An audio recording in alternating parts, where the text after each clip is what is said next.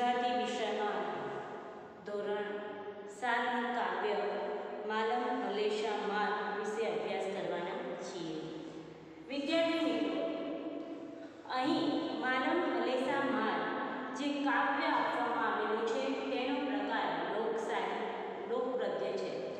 આ લોકગીત છે કે જે લોક સાહિત્યનો એક પ્રકાર છે. લોક સાહિત્યની રચના લોકોના કંઠોકંઠ થયેલી હોય છે. ઘણી વખતે તેનો રચનાકાર જે હોય છે એ પોતાના નામ ધામનો ઉલ્લેખ કરે છે, જ્યારે મોટાભાગે આ કૃતિના લેખક કે કવિ કોણ છે એની માહિતી આપણને પ્રાપ્ત થતી નથી. અહીં બાકી જ તમે એ માહિતી મેળવી શકો, જેમ કે આપણા ગુજરાતી સાહિત્યમાં જોરાવરસિંહ જાદવ છે, ઝવેરચંદ મેઘાણી છે, એ એવા લોક સાહિત્યના કવિઓ છે, લેખકો છે કે જેને આપણે જાણીએ છીએ. પણ ઘણા એવા છે કે જે પડદા પાછળ રહીને આવી રીતે પોતાની કૃતિની રચના કરતા હોય છે. ઘણી વખત એવું બને છે કે એક જ વ્યક્તિની એ રચના હોય, ઘણી વખત આખો સમુદાય ભેગો થઈને એની રચના કરેલી હોય છે. લોકગીતમાં તળપદા શબ્દો દ્વારા માનવ સંવેદનાઓને, માનવની લાગણીઓ જે છે એનું આલેખન સુંદર રીતે કરવામાં આવેલું છે. અહીં પણ તમે જે કાવ્ય આપેલું છે એમાં આપણને એ જ પ્રતીતિ થાય છે કે જ્યારે કોઈ આપણી ખામીઓ છે એનું આપણને મહેણું મારે ત્યારે આપણે એનું ખોટું લગાડવું ન જોઈએ, પણ એ મહેણું દૂર કરવા માટે પ્રયત્નશીલ રહેવું જોઈએ. અહીં પણ અહીંયા દિયર અને ભાભીની વાત રજૂ કરવામાં આવેલી છે. ભાભી દિયરને મહેણું મારે છે કે તે કોઈ કમાતો નથી, આળસુ છે, અને ભાઈ કમાય છે એની કમાણી પર જલસા કરે છે. તો એ વખતે દિયર એ ભાભીની વાતને ખોટું લાગતા નથી, પણ એ પોતે મનમાં એક નેમ એટલે કે નિયમ, મનમાં એક નિશ્ચય કરે છે કે ગમે તે કરીને હું ભાભીને કમાઈને સિદ્ધ કરી બતાવીશ.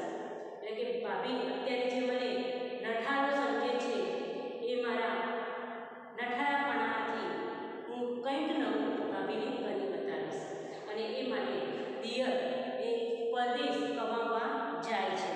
તો એનું સુંદર આલેખન આપણને આ કાવ્યમાં કરવામાં આવ્યું છે. તો આપણે કાવ્ય જોઈએ. પહેલાં કાવ્યનું ગાન જોઈ લઈએ. માલમ મોટા હલેશા તું માર મારી જાઉં, મધ દરિયાની પાર મારી જાઉં, મધ દરિયાની પાર. મેણું માર્યું છે મને બાંભલડીએ, દિયર આણંદનો સરદાર મારી જાઉં,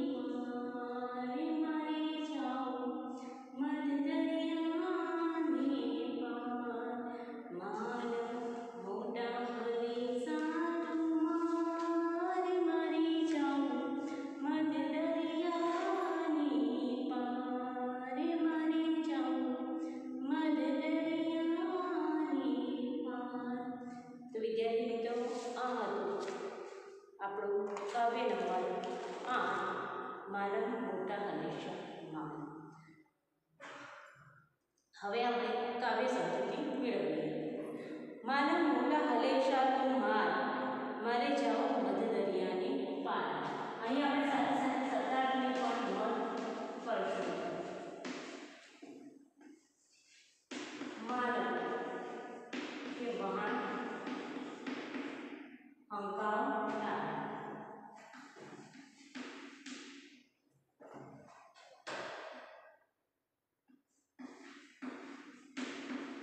વાહન હંકાવનાર કે વાહન હાંકનાર જે હોય છે એને માનવ શબ્દ તરીકે ઓળખવામાં આવે છે.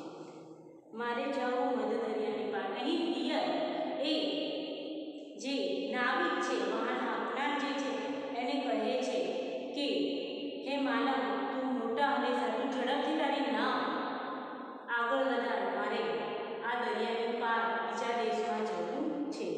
મેળું માર્યું છે મને ભાવલડીએ, પિયર આળહુનો સરદાર. મેળું એટલે પડવા મેળ.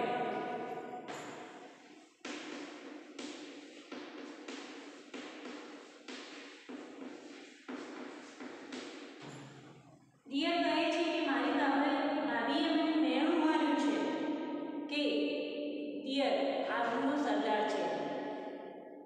આળહું એટલે કે આળસ, આળહું એટલે આળસ.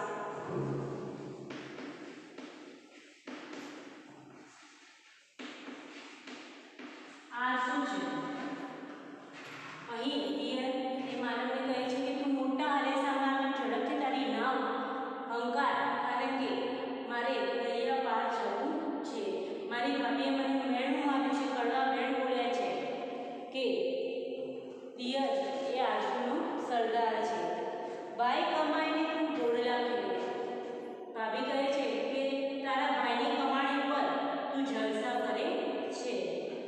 એનો બળ્યો અવતાર, તારો અવતાર જ ખરાબ છે, કારણ કે તું બીજાની કમાણી, તારા ભાઈની કમાણી પર જીવે છે, તું ભાઈની કમાણી પર તું મોજ શોખ કરે છે. એવું મેળું એ ભાભી દિયરને કહે છે. એટલે દિયર ઘર છોડીને કમાવા માટે બીજા પરદેશ જતો રહે છે. જાવું છે મારે જાવા બંદરે. શું કહે છે? જાવા બંદર એ હિન્દ મહાસાગરનું એક બેટ છે.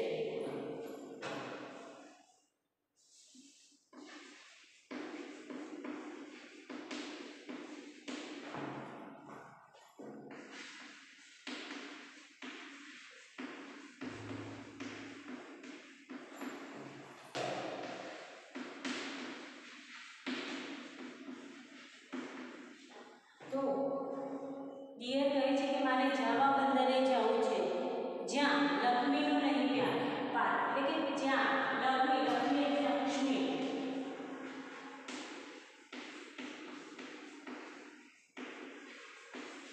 શું કહે છે કે ત્યાં લક્ષ્મી, પૈસાની કોઈ જ કમી નથી એવું બંદર, જાવા બંદર છે, ત્યાં મારે કમાવા માટે જવું છે. જાવે ગયા કોઈ પાછા ના આવે. ગયા એટલે ગયા, ત્યાં જે પણ જાય છે કોઈ પાછું આવતું નથી. આવે તો બેડનો પાર, અને જો પાછું આવે તો એટલી બધી ધન સંપત્તિ, એટલા બધા પૈસા કમાઈને આવે છે કે એનું આખું જીવતર પાર થઈ જાય છે. જાવું છે મારે સિંહલદીપ. સિંહલદીપ એટલે શ્રીલંકા.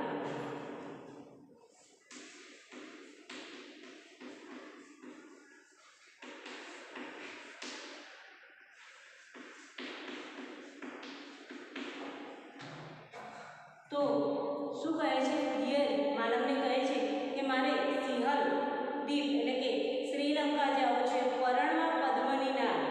નાર એટલે સ્ત્રી અને પદ્મની એટલે પુણ્ય.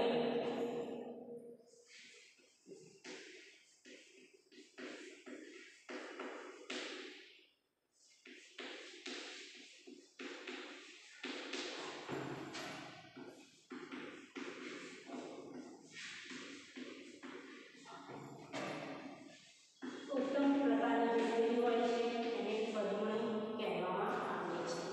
તો શું કહે છે કે મારે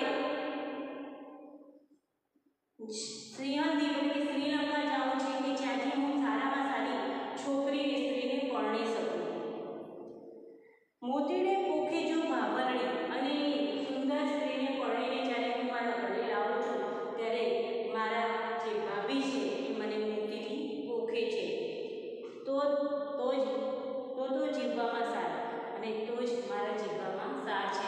હિયર એ માનવને કહે છે કે તું મોટા હરેસા માર, કારણ કે મારે દરિયાની પાર જાવા બંદરે જવું છે, ત્યાંથી અઢળક પૈસાની કમાણી કરવી છે, કે પછી મારે સિંહ દ્વીપ જવું છે, જ્યાં ઉત્તમ પ્રકારની સ્ત્રીને મારે પરણવી છે અને એને પરણીને હું મારા ઘરે લાવું કે જેથી મારી ભાભી મને મોતીડેથી ઓળખે અને ત્યારે જ મારા જીવનનો કોઈ ચાર કોઈ મતલબ નીકળશે.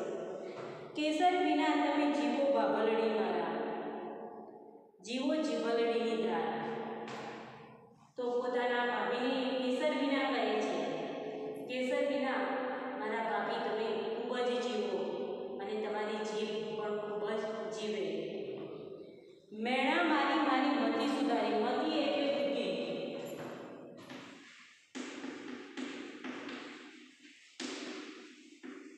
શું કહે છે? તમે મેણું મારીને મારી બુદ્ધિ સુધારી છે, ખોલ્યા મનના દ્વાર અને મને કંઈક કરવા માટે પ્રેરિત કર્યો છે. મારા મનના દરવાજા તમે ખોલી દીધા છે. મારા મોટા હલેસા તું માર, મારે જાવું મધ દરિયાની પાર. કવિ કહે છે કે માનવ ખૂબ જ મોટા હલેસા માર કે જેથી આ નાવ ઝડપથી દરિયો પાર કરી દે અને હું પરદેશ જઈ શકું. તો વિદ્યાર્થી મિત્રો, આ હતી આપણા કાવ્યની સમજૂતી. અહીં તમને રૂઢિપ્રયોગ, અભ્યાસ અને સ્વાધ્યાય તમારે તમારી ગુજરાતીની નોટબુકમાં લખવાનું છે. એ ઉપરાંત અહીં ભાષા સજ્જતામાં વિશેષણ આપવામાં આવેલું છે. તો હવે પછી